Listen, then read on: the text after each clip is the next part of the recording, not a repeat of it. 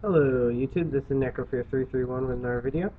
This video is going to be about archetypes, well, or deck types, I guess. Um, and I'm going to start a new segment. This is the top 10 archetypes that I wish were better. I'm also planning on doing other blanks that I wish were better. For this one, it's going to be the top 10 archetypes and decks that I wish were better or more competitive or had better support. Um, so yeah, let's just start right into it. And number 10 is Cyber Dragons or Cyber whatever. Um, this archetype received quite a bit of support during the GX era, but never anything beyond Cyber Dragon itself, and Chimera Tech Fortress Dragon was ever really played in the meta ever. And it'd be really nice for this deck to get more support because it has some fun mechanics.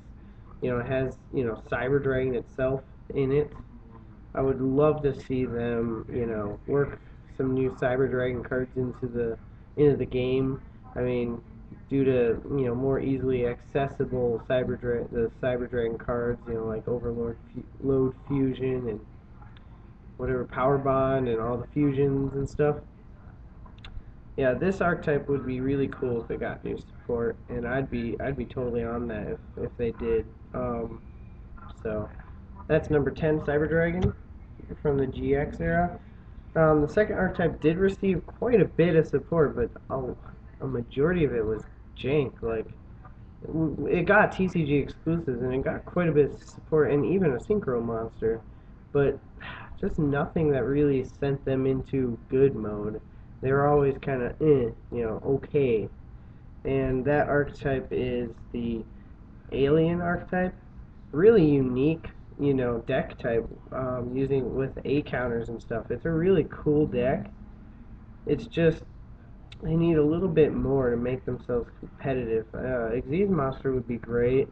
Maybe a few more spell and trap support cards. They have some cool cards though. I mean, one of my favorite to this day is Alien Brain. That's a really cool card.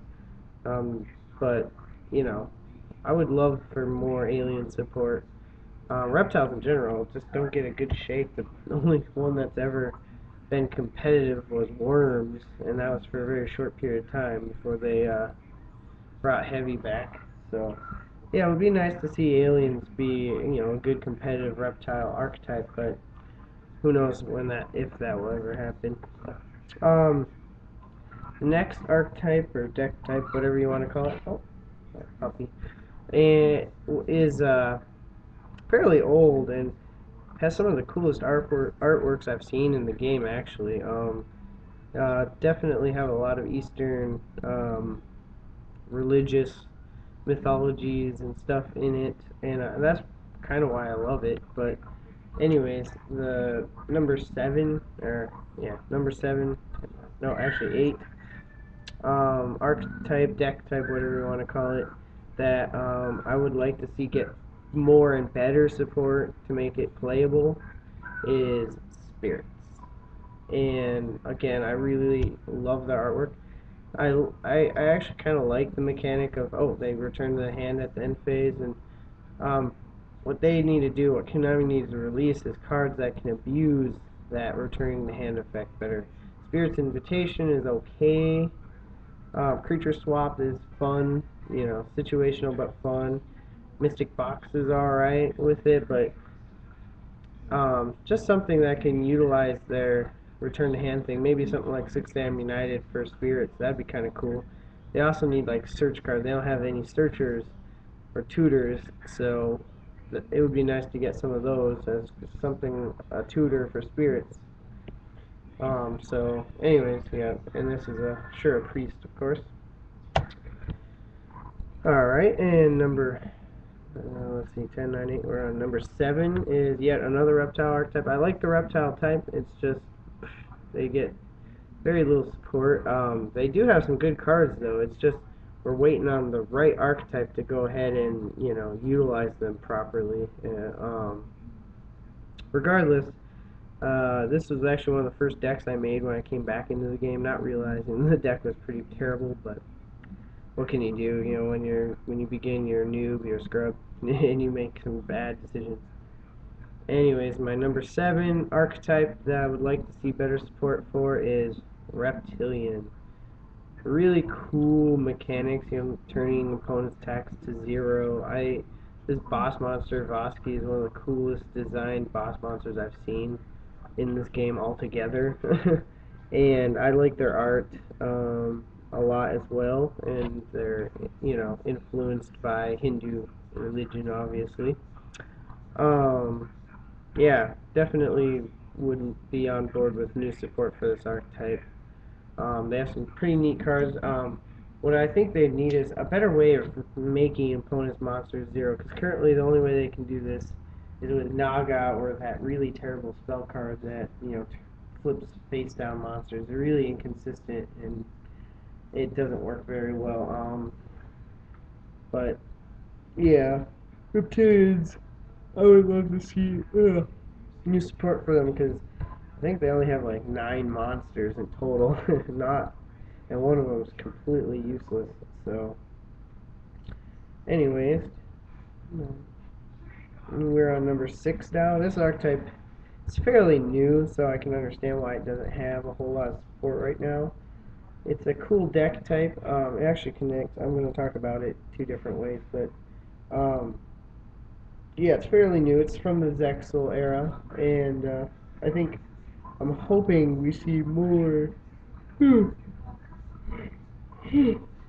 support for this deck, I guess, or I don't know, archetype. It's not really an archetype, but anyways, and that would be the Gagaga archetype. Um, Really, there's only 3 monsters that are part of this archetype currently, and that's Gaga Girl, Gaga Magician, and then was it Gaga Gardener or something that's coming out. And I think there's another one coming out as well. But I'm actually putting this as Gaga slash Xyz spellcasters, because we are getting that Magi Magician Girl. It is quite possible that the Gaga Girl Gaga Magician thing might actually fit with the new spellcaster archetype that's coming out in Return of the Duelist. Who knows? We'll have to wait and see. And I'm actually highly optimistic that this card will actually become playable. So if you guys are interested, I would pick them up now while they're cheap, because who knows, you know, who knows what will happen with that new Magician archetype, and who knows, this card could end up jumping like Rabbit did, or whatever the case may be. But anyways, yeah, Gaga slash Spellcasters, I guess, is that one. Then we're on to number 5. Yet another reptile archetype. There's 3 reptile archetypes that I like that just didn't get enough support to be good, and this one's probably my favorite of the 3, and that would have to be Venoms. And that is Venom and Naga. Remember when she was like $50 and now she's a rare in raw yellow? How the mighty have fallen. Not as bad, not, she hasn't fallen as far as Dark Arm Dragon yet, but she will. Anyways, cool card, cool win condition, a little bit broken if they made her too easy to get on the field, so I don't recommend them making her easy to summon, but maybe a few other Venom cards that utilize Venom Swamp, you know, to lead up to her would be cool. You know, something. I don't know. Come on, Konami. Think. You know, do something. Bring something back. You know, it's annoying that they release a billion archetypes, make a few of them decent, and then ignore the rest. Like, I think at least 50% of the archetypes that Konami's released are completely unplayable, if not more. I mean, seriously. Konami, get on this. Please make Venom a viable deck. Please. You made Worms playable, which are probably the least liked of the reptile archetypes. Make Venoms good. Come on. Anyways, number 4. I played this deck way back in the day when it was actually a fairly decent deck. So I guess this deck was good at one time, but power creep has made them significantly less viable as a deck. I like the control factor of the deck. I like the way that the deck is inherently balanced by how they structured it. It seemed like, at least in the earlier parts of the game, Upper Deck, the people designing the cards actually were trying to make them balanced. And I think they did a fairly good job until the Chaos Monsters came out and they started getting lazy. Regardless, number 4 on my list is one of the oldest archetypes, and that would be Dark Scorpions. And this is, I guess, their boss card, Don Zalug. This card was ban-worthy at one point in time. Now you're lucky to even see him in the deck.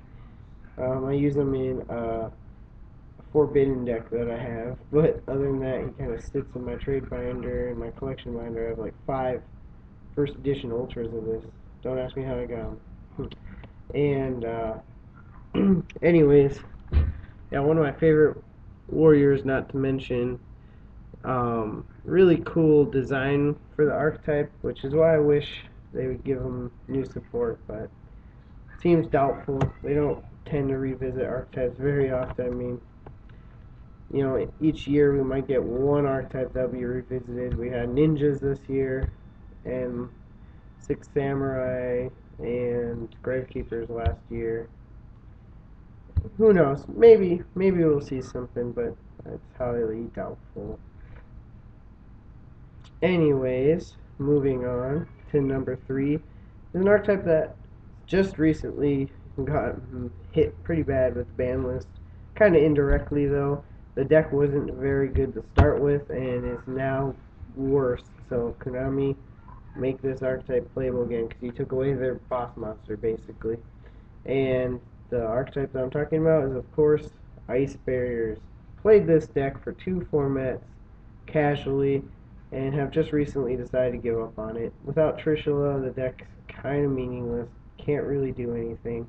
Has no boss monster to go into except for Gungnir, which is pretty dang, underwhelming when you consider bullshit like Lagia, so unfortunately Ice Bears will probably not get support, but Prior was okay, I guess, but I don't know. They have amazing artwork, and it's sad to see how bad they are with such great artwork, but Konami's dicks like that. They'd rather make, a rabbit with a helmet be one of the best decks in the game. Alright, moving on to number 2. This is actually probably my favorite deck in the game's history, or one of them that I actually built. I've been playing it since 2004, or 2003 actually. But it's lacking in power. It's definitely diminished in usability. But I still love it, and that deck is Warrior Toolbox. Yep, I put Marion Captain because he used to be one of the most broken cards in the deck. Now you're lucky to even see him in the deck. I would like Warrior Toolbox, which I think a lot of people are now referring to as Bushi Box, because that's the most popular variant of Warrior Toolbox, because Immortal Bushi is just a really good card. Anyways, yeah, Warrior Toolbox. I would like to see some new stuff for Warrior Toolbox instead of just archetype specific warrior stuff, but we'll have to wait and see. And number 1, my favorite archetype in this entire game, and it is one of the worst archetypes in the entire game, and that archetype is Chess Piece Archfiends. When these cards came out, and I was so impressed by them, I had to build the deck. I remember when I was a kid, tried so hard to get this card, which is Terra King Archfiend, and their unofficial boss monster, and I was in love with this deck. I was in love with the art of every single card in that deck. My favorite card in the deck is Skull Archfiend of Lightning and Falling Down. I love Falling Down. That card was so cool. I mean, granted, back in the day it was meaningless because we had illegal Snatch Steal, but it's still fun. Anyways, what are your top 10 favorite archetypes, or top 5, whatever you want to list? I want to know. And which archetypes would you like to see with more support? Necrofear331, signing off.